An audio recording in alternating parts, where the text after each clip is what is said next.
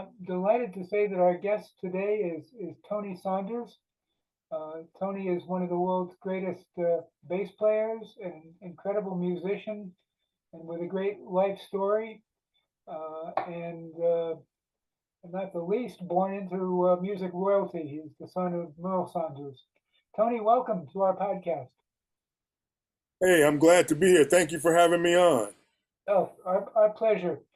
Uh, there's so much to talk about. I'm not sure where to start, but I know you're currently on the jazz charts. Uh, let's start with your what you're doing currently. Tell us about your hit records. Well, currently, I'm signed to Baja TSR Records, and I have a smooth jazz record out. And in 2022, it was the third most played CD, and I've been able to translate those laurels into a lot of jobs. And this is my fifth record of smooth jazz, so I've been doing it for about 11 years. And between that and playing the music of my dad and Jerry Garcia, it lets me have a good career. And I've been able to bounce back from the COVID shutdown days. Yeah, well, definitely stretch you in both directions with smooth jazz and the Grateful Dead catalog. Yeah, there's not many people that say they can play trucking and smooth jazz stuff, No. but I can. Oh, It's pretty cool. Well, I grew up, I was born in the city and I grew up on Page and Ashbury. So I saw that whole evolution of turning that quiet Catholic neighborhood into the Haight Ashbury as we know it today, which is full of hippies and a lot of other stuff. But all of those groups came there. It's ironic. All of those groups, the Airplane, the Grateful Dead, a lot of solo acts, and what's really funny is that when I was in high school, I used to rehearse at the Airplane House because I met Jack Cassidy, and so I used to rehearse my high school band there, and then of course my dad in '69 started playing with Jerry Garcia. So my grandmother, before '69, my grandmother, they always played in the music in the park in the Panhandle, right? All those groups, right? And my grandmother would call the police and say, "Hey, can you get them to stop the music after 8 o'clock? My kids got to go to sleep." And then in 1969, those groups, well, Jerry Garcia, who was one of those groups, was in my garage rehearsing, and she's feeding them chicken. So times changed, and it was great to grow up in the '60s. And ironically, a lot of those groups that played in the Panhandle, I got to play with. I mean, I got to play with Crosby, Stills and Nash. I got to play with the Grateful Dead. I got to play with the guys in Hot Tuna, with Yorma, and when Jack would get mad at Yorma, I got to play. When Yorma would get mad at Jack, I got to play with Hot Tuna because for a while my friend Bob Steeler was the drummer, and he played with my dad also, but he also played with Hot Tuna, and so I would just go hang out with them. And Yorma liked me a lot, and Yorma still comes to my gigs sometimes because he liked to watch my development. So when him and Jack were having a little skirmish, I get to be over there at Yorma's house playing Hot Tuna music. It was pretty cool. So wow. and then I've also played, with a lot of those groups that I heard when I was a kid. I even got to play. I didn't get to play with Jimi Hendrix, but I played with everybody else that was in his bands: Buddy Miles, Noel Redding, Mitch Mitchell, and yeah, and Noel Redding, Buddy Miles. I just haven't played with Billy Cox. Actually, Billy Cox gave me a couple of gigs that he didn't want to do. That was in fact, Bob, it was a guy that used to live by you, Randy Hansen. Oh yeah. I played with his band of Gypsies. We did the United States, and it was pretty cool. And I got to play with Buddy Miles, which was pretty cool. Wow. No, I love Buddy. Buddy was very cool. And Randy, for those who don't know, was sort of considered the foremost Jimi Hendrix impersonator or interpreter. So that's all very cool. It was great to watch. He would be looking at the screens of Jimi Hendrix going, "That's me." He would always crack me up, And I spent a lot of time around Mitch Mitchell. Oh my God, Mitch Mitchell was pretty crazy. But he's a good drummer, and we had a lot of fun.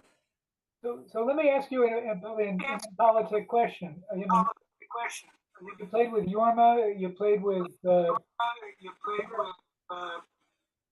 we're getting a little bit of echo there. I'm not quite sure where, but uh, who's your favorite guitar player that you've played with?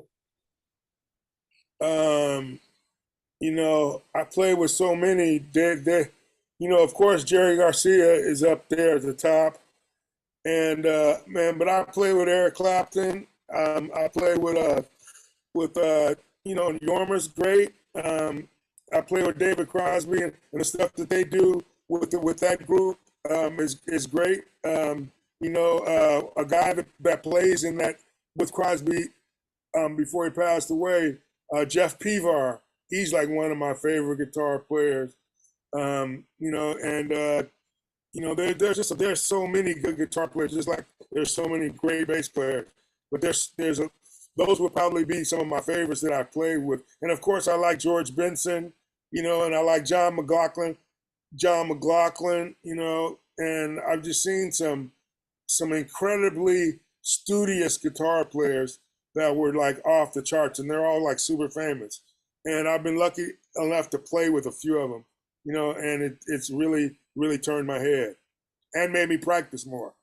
Yeah, yeah, I was afraid John McLaughlin is kind of like at the heights of the whole jazz experience. I've seen him multiple times playing with Carlos. He's from another planet. He's unbelievable. Yeah, he's incredible. I know the bass player that played, one of my favorite bass players. I can see his face, but I can't say his name right now. But he played in Mahavishnu with when he was like a teenager. Ralph Armstrong was his name. Ralph Armstrong played in Mahavishnu with Narada Michael Walden, and Ralph is like, he's one of my favorite bass players. He's really cool, really great. I mean, and just really nice, and he's a nice guy. But at 18 years old, he's playing like in Mahavishnu, and that's not simple music. I think that I've gotten to play and be around some of the best people because, like George Benson, I remember when he came to my house, because when I was born, it was kind of like towards the end of segregation in the clubs, right? So in the 50s, so I got to be in Peggy Sue Got Married because they wanted to use the group Pride and Joy, which had both races in it. But back when that movie, the time period, there wasn't groups like that. You know what I mean? So I got to be in the movie because of that. They wanted to use Pride and Joy, but they couldn't because it didn't fit the time period. And so all the black musicians, when they would come to San Francisco, they all stayed at the same hotel, they all played the same clubs, and they all played at my dad's jam session, which was every Sunday morning at Jackson Sutter Street. And so I got to meet Miles, George Benson, Herbie Hancock. All these guys. They would come to my dad's house and hang out with my dad because he was holding down the jam session, and he was one of the great musicians of San Francisco. So it was kind of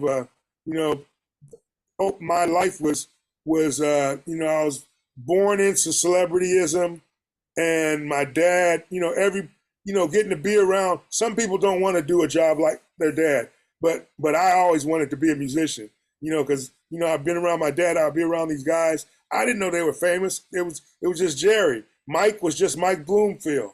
Mike Bloomfield was just Mike, Uncle Mike. And Jerry was Uncle Jerry. We didn't know. I didn't realize that these guys were the epitome of being famous in rock and roll. So it was kind of a great thing to be born into, and to be in San Francisco in the height of the Haight-Ashbury and the hippies. At 10 years old, I was 10 years old in 1965. So all of a sudden, the girls came with see-through shirts, no bras. It's like I was 10 years old. I didn't know why my body was reacting, but I know that I wanted to go up there and hang out on Haight Street. So yeah. So it was like, didn't have to look at my mom's Cosmo Tales All or Playboy magazine, because you could just go up on Haight Street and you could see everything right there. You Yeah. know, it was amazing. And before Haight Ashbury, that was a quiet Catholic neighborhood. You know, I went to St. Agnes. You know, it was really a quiet neighborhood. You could go to the store and sign for stuff. You know, it was like the old days. And your grandmother would come pay the bill on the weekends. You know, so it was pretty cool. So it was a great introduction to music. I never wanted to do anything else, but I wanted to play pro football. That's probably, but I wasn't big enough. And back then, they didn't draft guys 5'9". They Right. wouldn't even, you know, look at them. You know, but you know, Did you play my life football hasn't in turned out so bad. did you play football in high school and college? Yeah, yes, I did. But I got offered a job in the first year that I went to college. I got offered a job with Dr. John, and so and I was 18, right? So I had a choice: play a job, you know, with some friends. Ronnie Barron was the keyboard player, and he said, "Hey Tony, do you want to come audition for Dr. John?" I was like, "Yeah," you know, and it was my first job away from my dad, and it was pretty cool. So Yeah. I played with Dr. John when he had that song. I was in the right place, but it must have been the wrong time. Uh-huh. 300 a week when I was 18 years old was a lot. Wow. Okay, I got a question for you. You mentioned high school. Uh, One of the things I thought was interesting was that Johnny Mathis was in your dad's high school band. Did you meet Johnny? Yeah, yeah, and but I'll keep this really short. So I went to Washington High School, same high school as Johnny Mathis, right? So there was a restaurant that we all hung out at called Knutsen's, which was down on Clement Street. And we all, like, if we cut class, that's where we went, to Knutsen's, right? So one day I cut class and I was hanging out, and this older guy was coming from, there used to be a Safeway right across from Knutson. This older guy was struggling with his bags. And so I went across the street and I helped him. I pushed his cart to his house, right? And when I went in his house, I looked up on the wall and there was a picture of my dad and Johnny Mathis. And I'm going like, wow, that's my dad. And the guy went, "You're Merle's son?" And I said, "Yeah, that's my dad." And he said, "I'm Johnny's dad." So I Wow. had met Johnny's dad, didn't know it. You know what I mean? I had helped him, you know, and then yes, of course, my dad was the first person ever to hire Johnny Mathis in a band. And uh Johnny, we went down and recorded with him one time at A&M Studios in LA. We recorded we spent a day recording with them. It was absolutely awesome. And he recorded a song, it was a Chris Hayes song, Chris Hayes and my dad's song. He recorded one of my dad's songs, one of Chris Hayes' songs, and it was pretty good. It was a great day. It was a great day to be around him, his atmosphere. Being A&M Studios, I got to see Charlie Chaplin's footprints. You know what I mean? His foot was as big as my hand. You know, so you know, and Johnny came up and spoke at my dad's memorial service, and you know, he had nothing but nice things to say. I have a picture in my office of my dad sitting in the car with it's my dad, my mom, Johnny, and then the bass player sitting in the back, you know, and the sax player sitting in the back. They were on their way to a gig, but they were a really good band. They won a band of the year in San Francisco, and they got their when they won, they got to play with Lionel Hampton. So I got a picture of my dad playing with Lionel Hampton and Johnny, you know, from back when they were teenagers. And so you must know this about Johnny. Johnny still holds the record for the long jump, and I think the long jump at my high school, because he could have been a professional long jumper, he could have went to the Olympics, or he could have been a singer. He had that choice, you know what I mean? But he still has the record at my high school for the long jump, and you know it's well over 20 feet, you know. So he was really good at that. Wow. He was really good at track. And he was nice. I mean, when I met him, he was the super nice guy. You know, of course I knew who he was, and you know, it was pretty cool. That's a great story. That's awesome. Let me ask you one thing I want to get to. you know, you play your own music. You also play a bunch of the Dead stuff. I'm noticing that the clubs and the theaters are full of tribute bands, cover bands. Do you think, and some of the promoters tell me that all people want to go see is stuff they already know. Do you think there's room for music for new, or is the crowd? Um, it's really tough because people want familiarity, especially in music. I always record a cover song on my smooth jazz stuff. You know what I mean? And I've been playing the music of my dad and Jerry since I was 14 years old. I'm 57 now, and people know if I change anything on those songs. You know what I mean? And one of the biggest one of the highest paid bands in the Bay Area is Pride and Joy. And they don't do nothing but play. They play Motown covers. You know what I'm saying? And so people like familiarity. And I tried to play on my new album. I covered a Whitney Houston song, but I don't mind that. I just remember what my dad was striving for. My dad and Jerry, they always were reaching for it. They weren't just playing the cover song. They were playing the cover song, but then they were adding themselves into it. So with Keystone Revisited, I like add stuff into it. And it's really funny because on my jazz gig, I have one friend, he's like one of my best friends, and he knows and he likes both musics, right? He likes Tony's jazz and Tony playing the Dead stuff. So in the middle of a solo, while I'm playing the jazz stuff, I'll go into Jimi Hendrix lick, right? And only he'll know. The jazz people, they're just sitting there. They won't know it. But my friend is like cracking up because his name is Paul. Paul is cracking up because he knows that I'm just playing a Jimi Hendrix lick, to one of his songs and mixing it in.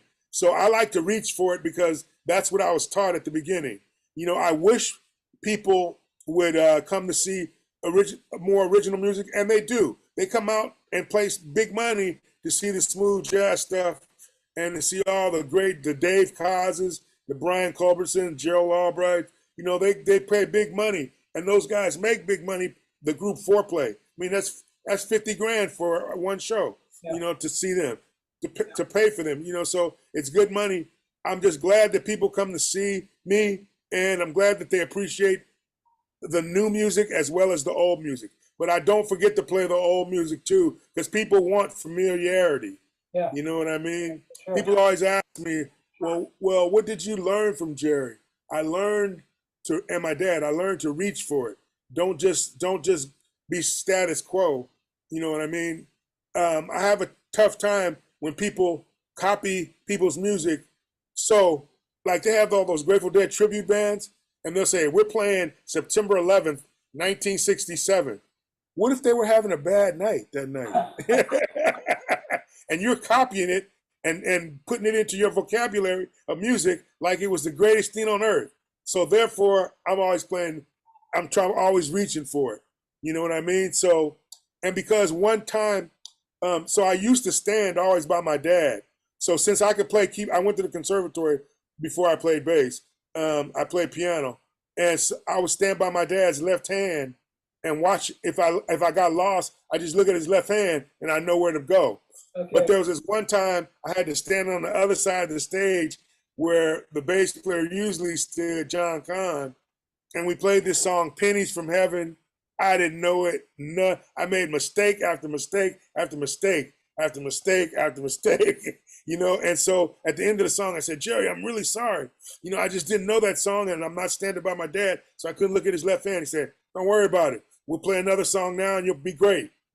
So I took that, where I was like so embarrassed that I made so many mistakes, and I think it's on YouTube too. It's like, oh, man. You know what I mean? I'm just making mistake after mistake. But then, for him to just tell me, there's another song to play, and you got to be good on this one. You know what I mean? I know that you'll be better on this one because I know you know this song. And then we played a song that I knew, and I killed it. and you know, and I'm still here and able to talk about stuff. Yeah. Now, speaking of, you mentioned the Keystone. One of my favorite memories with my dad is he, me, Joel Sullivan, and one of the guys who owned Well Valentine's Day. We shared a birthday, and for a few years we got to have a party at one of the Keystones, and your dad would be there. Sometimes Sullivan would show up, and there'd be a jam because your dad always hosted the best jams. And some of my favorite birthdays were the ones I got to share with your dad. Hey, that's cool. So, Bob, your birthday is Valentine's Day too? Yeah, yeah. Wow, that's way cool. And one of my grandson's birthdays is Valentine's Day. You, Bob, Freddie Herrera, Joel Selvin, you know, that's pretty cool. And my dad, you know, it's pretty cool that you guys all have that Valentine's Day birthday. Yeah, the parties on Valentine's Day were really special. We're actually going to Keystone Revisit is going to Colorado February 8th and play a special Valentine's Day show in Colorado, in Buena Vista, Colorado. And I'm really excited to do that and to play that music. I couldn't remember if it was Bobby Corona or Freddie Herrera. But yeah, Freddie. No, it's Freddie Herrera. Freddie Herrera. Yeah, Freddie Herrera. And you know what's really funny about that? Freddie Herrera and my dad, they both have sons. Freddie had a son my age, you know what I mean? And Joel, I've known since I was a young kid, you know what I mean? So it's pretty ironic that all of these people, all you guys would get together and celebrate birthday. That's pretty awesome. It was great when we discovered that. Well, we got a party together, you know. So. Mark? Yeah, I'm leaving you yeah, out it's here. pretty awesome. No, I'm just worried because every time I talk, I get that echo chamber thing going. I don't know how my audio's, if it's playing properly, but Tony, I noticed on Facebook I can hear you. I can hear you. You have a show 5 p.m., the Tony Saunders show. Do you want to promote that? Which show is that? Oh, my radio show? Yeah. You have it Oh yeah, on your Facebook page. So I have a Spotify channel. I have a Pandora channel, Tony Saunders Radio, and then I also have my own show, which is on Worldwide Jazz Radio, all jazz, all the time. You can see the Tony Saunders Show every Saturday at 5 p.m. Pacific time, 8 p.m. New York time. So, you know, it's really a good show. I play some of the music that I like, and I play a lot of Tony Saunders music. But it's Worldwide Jazz Radio, all jazz all the time. WorldwideJazzRadio.com. Every day at 5 p.m.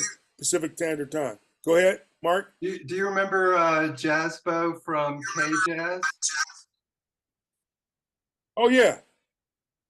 I used to work at a restaurant. He was in there pretty much every morning in his overall suit that he wore and everything. One of the sweetest, nicest people I've ever come across.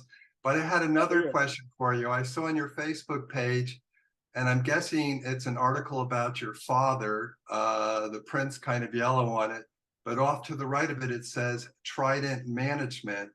So was that Frank Werber of the Trident in Sausalito? Because I believe he was Trident Management. I used to work at the Trident. Yeah, my dad played there every Sunday afternoon. At the Trident? At the Trident. Wow. Just a young kid. And we go there, hear music. And, you know, I met Al Jarreau there when I was young, because Al Jarreau was there. And then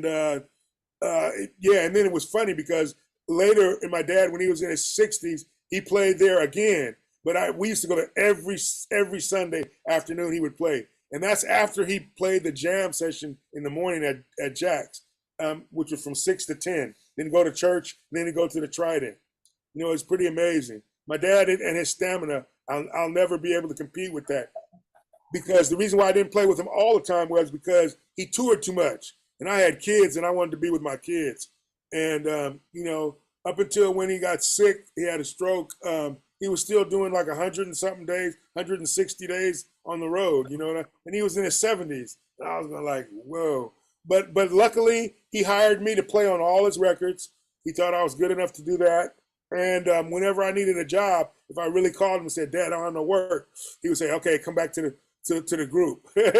You know, That's beautiful. It's absolutely beautiful. I knew all the bass players he hired, you know, and so they knew that they were, if I wanted to come back, that my dad would let me come back. So we always stayed on a friendly thing. But my dad, you know, what a way to introduce your kid. You know, I remember riding in the back of a van on the organ. I got his organ sitting right here, but I would ride on the organ up to Lake Tahoe because we'd be crammed in there. All the musicians would be there, and I'm like laying on the organ underneath by where the organ pedals go. You know, not looking out the window. I'm just lying there waiting for 3.5 hours till we get from San Francisco to Tahoe. But those are some of the most precious times. You know, I got to talk about guitar players. He had this guy named Junius Simmons playing with them. Spectacular. You know, John Bishop, this guy from Chicago, he showed me some stuff on bass too. You know, John White, who was the first guy who ever showed me something on bass, he was a guitar player with my dad. These guys were all incredible musicians, and I got to be around them. I had a radio show on Sly Stone's show. Wow. And when Sly Stone was on KDIA, because Sly Stone would come to my dad and say, "Merle, what do you think I should do? You know, I'm starting to get famous in the music. You think I should go and play with my group?" And my dad was like, "Yes." You know, because it's funny, because as much as we know Sly Stone, they were at the top for only 2.5 years. But they were making their music still resonates, and some of them are iconic pieces of the American culture now. That's great. Yep, that's true. I had a question about your dad's organ sitting next to you. Is that the same organ they made you climb up the stairs with? Yeah, yeah. I had to move that organ. Yes, I moved it all my childhood. That's how I moved his organ, Jimmy Smith's organ, Richard Groove Holmes' organ, all up these steps at these clubs in San Francisco. And it was before the dolly. You know, so you just had to grab it and hold it. You know, now they have dollies on them, so it's easy. You can lift it up and put it down. But back then, you just had to grab it. And there was this club in San Francisco called the Upper Room. Downstairs was the playpen, and upstairs was the upper room when you made it, and it was 300 people. So all of those guys played in the upper room. And Jimmy Smith was like one of my play godfathers, and Jimmy Smith would always like mess with me. Sly Stone, just once, Sly Stone, while I remember this, gave me an organ when I was 10 years old because I was playing. They all thought I was going to be a keyboard player. And you got your bass guitar from John Fogerty's brother. Tom Fogerty. Yeah. Yeah, Tom Fogerty gave me my first Fender bass. Yeah, and you know, so I've been around royalty all my life. You know, of course, when I started getting serious about music, the first thing that I ever played on won an Emmy. It was this piece called "Soul Is," which I did with my dad. My dad told me exactly what to play, and it won an Emmy. It was a PBS special about the kids in Oakland, grammar school. They were young kids, and they were doing poetry, little black kids doing poetry. It was called Soul Is. And then I didn't win another Emmy until about 5 years ago when I won one for the TV series Digital Journey. And, you know, so being on the edge of this stuff, you know, with my dad showed me so much stuff. Everything that I know how to do is because of my dad. I'm just a little bit faster because I'm the next generation. And so my greatest thing was I'm lying in bed one Thursday or Friday morning, and my dad calls me and goes, I say, "Dad, what's up?" And he says, "Hey, Tony, I got a favor to ask you." I said, "What?" He said, "I need you to produce me." I'm going like, "For real?" You know, and so my dad, I produced one of his solo records, Meridian Dreams. And the toughest thing was I'm sitting there in Fantasy Studios. My dad plays the hell out of this thing. And I'm going like, I didn't feel the emotion from it. And I go, "Can you do that one more time, Dad?" I just, for me, you know what I'm saying? Because I just didn't feel it. And he did it one more time. And that track was, he loved it and I loved it. It was great. But my dad called me to produce him. That means that I had approval. You know Yeah, what I mean? And then we wrote a song together called "The Grass Is Greener." Yeah, the grass is greener, and he had me add a section to it, and I have it on record. Mavis Staples and my dad sang it, and you know, I remember him recording Mavis in Chicago, and he was like so excited. He called me, "Hey Tony, Mavis just sang. Listen to our song." You know, those kind of moments. You know, I could never. What can I say? You know, my dad showed me the world. You know what I'm saying? And luckily, I practiced and I was able to play music. no, that's amazing. It's a beautiful story. Your family story is incredible, and what can we look forward to with the Tony Saunders story? Okay, so I'm gonna tell you one other thing about my dad that you don't know. Okay. My dad had a record company with Wilt Chamberlain. Holy mackerel! When the Philadelphia Warriors moved from Philadelphia to San Francisco, my dad was Wilt's best friend because Wilt was out at the club. So we would keep his Bentley whenever he go on the road, and you know, I can tell you that me and my dad beat Wilt and my brother in a basketball game. No way! No way! In my backyard. Of course, Wilt let us win. You know what I'm saying? But I would play basketball with him. We'd be out in front of my house playing football with Wilt. You know what I'm saying? And you know, just the nicest guy. The true epitome was that when we moved to LA with my mom, when my parents split up, we are going to watch the Lakers at the Forum, right? And so my friends are going, yeah, Tony, you know Wilt, get us in free. You know, I'll do this, blah, blah, blah. So none of that happened, right? But we all went there to see the Lakers, and we all had a great time. And they forgot about it because we had such a good time, right? So we're walking back across the parking lot, and we're walking to the bus stop, and I hear, "Hey, Tony," because Wilt stuttered. "Hey, Tony." And so he noticed me by the back of my head. And so he drove up next to me and he said, "Hey, you want to ride home? I'll give you a ride home." I said, "Well, I got my friends with me and I got to hang with them because we can't all fit in your car." But then he said, "Hey, tell your mom I'm going to come by on Wednesday because he loved my mom's pies. And so I'm going to tell her I'm going to come get a pie on Wednesday." So all of my friends are standing there like, we were sitting there fooling around, and then Wilt drives up, noticing me by the back of my head. And he said, "Hey, well, you got the number, right?" I said, "Yeah." "You got the same number, right?" And he goes, "Yeah, my number's not changed." And he goes, "Okay, I'll see you guys on Wednesday." And he drove off. My friends were like, yeah, no kidding. Being the new kid at the school, you know what I mean? And telling this, I know Wilt Chamberlain, you know what I mean? And then he drives up. So at school Monday, everybody knew that Tony really does know Wilt Chamberlain. He knows him really good. And Wilt called him by his first name, and he drove across the parking lot to catch up with Tony. And he said he could have went the other direction. And they said, Tony really knows him. So it was like, that was my first year at the school, Mount Vernon Junior High School, and it was my first year there. So it made me an instant celebrity. Yeah. It was cool. It made the girls like me and everything. It was way cool. Yeah, you know what I'm saying? So that was one of the fun things. That kind of stuff happened to me my whole life. Wow. So, with all the amazing stuff in your bio, I have to thank you for actually mentioning in your bio that you were a music director on Rock Justice. Oh, yeah, definitely. That was a lot of fun. We got to find that song. I'm still looking for that song because I know it'd be relevant today. No, Rock Justice, that was a lot of fun because we had a lot of fun doing that. It was in the theater that I had been in as a kid, watching Oscar Brown Jr. do his plays, and then my dad worked around the corner doing Big Time Buck White. So it was like it meant a lot to me. And plus, Keita Bill is one of my favorite singers ever. You know what I mean? And so getting to meet all those people. Remember the trouble we had with Rick Derringer? Oh my God! Yes, yeah.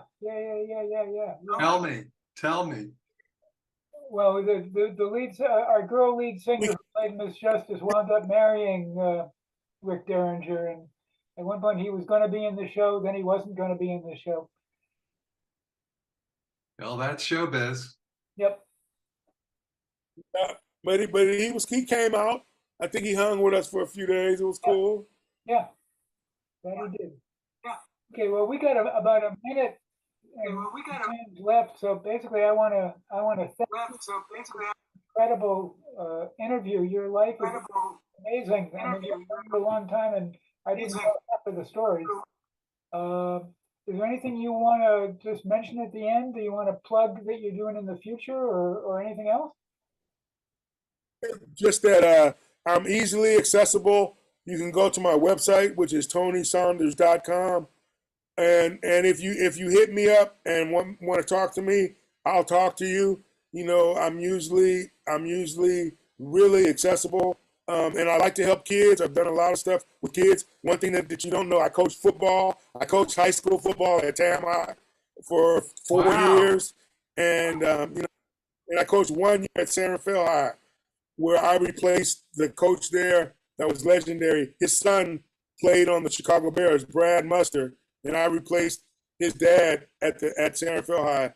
And I coached at Tam for 5 years. You know, and I love Little League. Little League, I coached the baseball team after the police chief.